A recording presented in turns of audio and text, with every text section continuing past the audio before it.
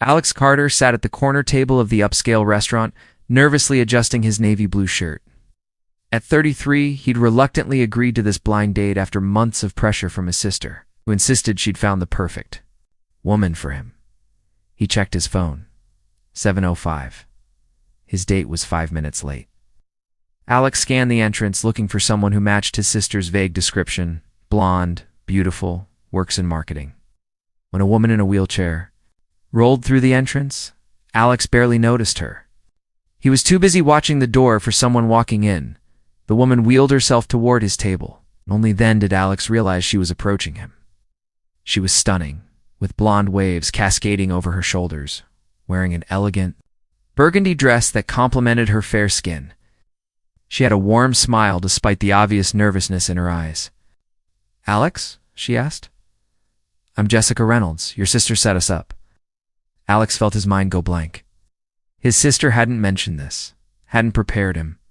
He stood awkwardly, then sat back down, unsure of the appropriate greeting. "Hi, yes, I'm Alex." He could hear the surprise in his own voice and hated himself for it. Jessica's smile dimmed slightly. "I see your sister didn't mention I use a wheelchair. She said she would. I'm sorry if this is awkward." "No, it's fine." Alex fumbled for words. "I wasn't expecting a disabled person." "Yeah, that reaction never gets old." Jessica's tone was light, but there was hurt underneath. "Look, if you want to leave, I understand. It's happened before. No hard feelings." Alex felt shame wash over him. He was being exactly the kind of person he'd always thought he wasn't: judgmental, shallow, uncomfortable with difference. "Please don't leave," Alex said quickly. "I'm sorry. You're right. I wasn't expecting this, and I'm handling it badly. Can we start over? I'd really like to have dinner with you." Jessica studied him carefully. "You're sure? Because I don't do pity dates. Not pity, genuine interest. My sister said you were perfect for me. I'd like to find out if she was right." They ordered wine, and the awkwardness slowly began to fade. Jessica was disarmingly honest about her disability: a spinal cord injury from a car accident 5 years ago that had left her paralyzed from the waist down. "I don't usually lead with the wheelchair on blind dates," Jessica explained, "but I've learned it's better to be upfront. Saves everyone time if it's going to be a problem." "Is it a problem for most people?" Alex asked. "You'd be surprised. Some men fetishize it. Others act like I'm made of glass. Some ghost me after the first date. And a few just can't get past their own discomfort." "Which category do I fall into?" Jessica smiled genuinely for the first time. "Too early to tell." "Bad. But you asked an honest question instead of pretending everything's fine, so that's a good sign." Dinner progressed. Alex discovered his sister had been right. Jessica was funny, intelligent, and passionate about her work in accessible design and marketing. Made his assumptions, made him laugh, and spoke with refreshing directness about both her limitations and capabilities. "Can I ask about accessibility?" Alex ventured. "Like, how do you navigate dating? Restaurants, activities, all of that?" "I appreciate you asking instead of assuming. Honestly, it's complicated. A lot of places claim to be accessible, but aren't really. I have to research everywhere before going. Dating activities like hiking or dancing are obviously out, but there's plenty I can do. I love museums, theater, good restaurants with proper table spacing." "What about?" Alex stopped himself. "What about sex?" Jessica finished bluntly.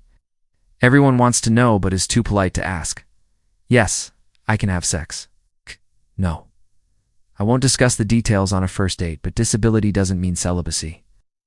Alex felt his face heat up. "I wasn't going to ask that." "Yes, you were. Everyone does eventually. I prefer directness." By dessert, Alex realized he was genuinely attracted to Jessica, not despite her wheelchair, but to the whole person she was: confident, funny, smart, beautiful. The wheelchair was part of her reality, but it wasn't who she was. "I'd like to see you again," Alex said as the check arrived. "If you're interested, I'm interested. But I need to know this isn't some savior complex or curiosity. I've been that novelty before. It's not. You're the most interesting person I've met in years.